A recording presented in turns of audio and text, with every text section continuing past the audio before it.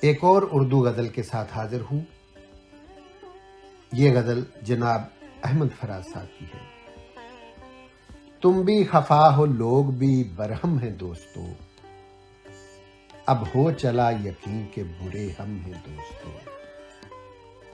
کس کو ہمارے حال سے نسبت ہے کیا کرے، آنکھیں تو دشمنوں کی بھی پرنم ہیں دوستو۔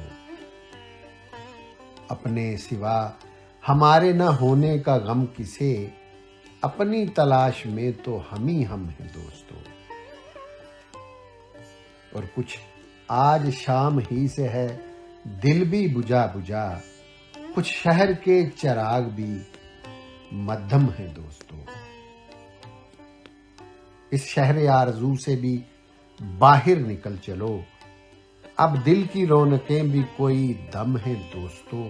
سب کچھ صحیح فراز پر اتنا ضرور ہے، دنیا میں ایسے لوگ بہت کم ہیں دوستو۔ تم بھی خفا ہو، لوگ بھی برہم ہیں دوستو۔